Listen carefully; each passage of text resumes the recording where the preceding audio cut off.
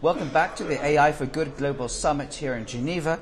I'm joined now by Eileen Donahoe, who's the Executive Director at the Global Digital Policy Incubator at Stanford University. That's a long title. So for us laymen out there, what does that mean?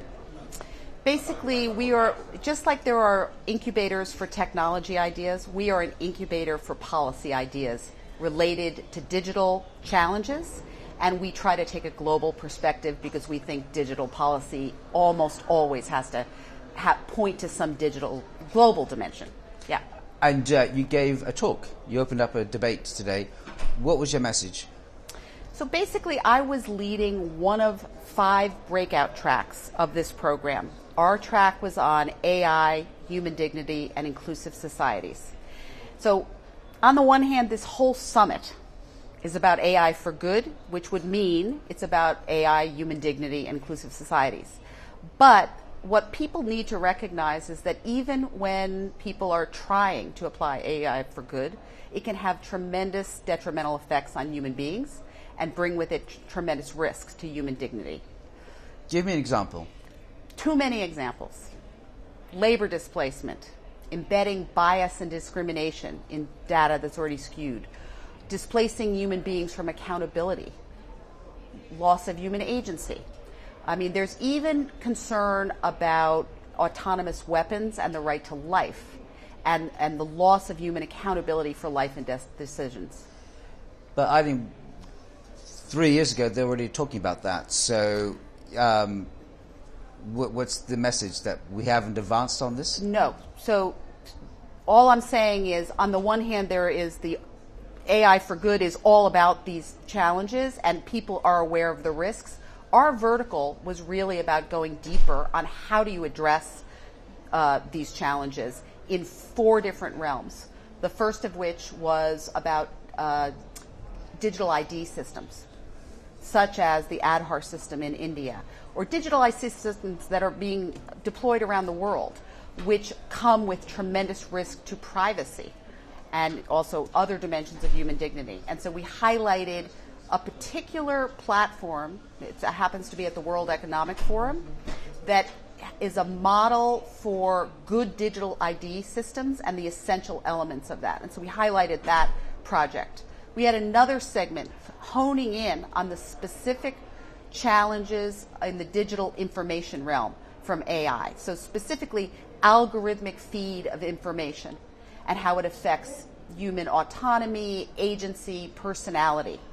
And there we highlighted another project, UNESCO project. It's called the Rome Framework. It stands for Rights, Openness, Access, and Multi-Stakeholder Process. But basically, it was a specific opportunity to go deeper on the challenges on information.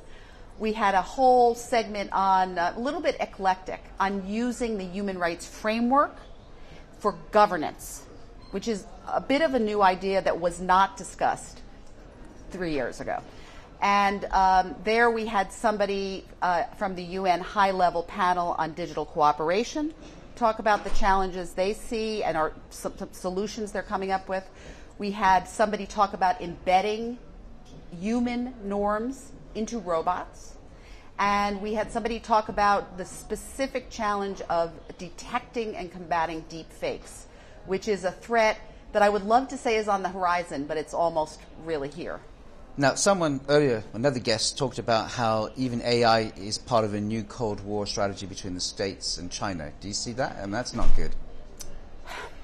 I do see that to some extent. I feel like a lot of nation states see this as a battle. Companies see it as a competition. I think the purpose of this whole event is to get everybody, whether you are work in a government and you represent a nation state, you work for a tech company, or you are somehow in the AI for good realm, everybody has to understand that failure to actually embed responsibility and design for protection of human dignity is how we will fail. It doesn't matter if you're a nation state, a private sector company, or somebody who's in the realm of AI for good itself. Finally, as you leave this summit, Are you in a better mood than you were than you're right? More positive thinking? Yes, I am. I feel like the trend line is much greater awareness of and willingness to take responsibility for the downside risks. I don't think that was there 2 years ago or even last year. And so I think everybody now understands there is no such thing as AI for good if you fail to take into account effects on humans. And specifically, the really unique thing is a growing awareness about the need for diversity and inclusion in data, in code, and policy making. That was Eileen Donahoe from Stanford University giving her thoughts on this summit here and going back in a more positive frame of mind. Thank you very much. Thank you very much.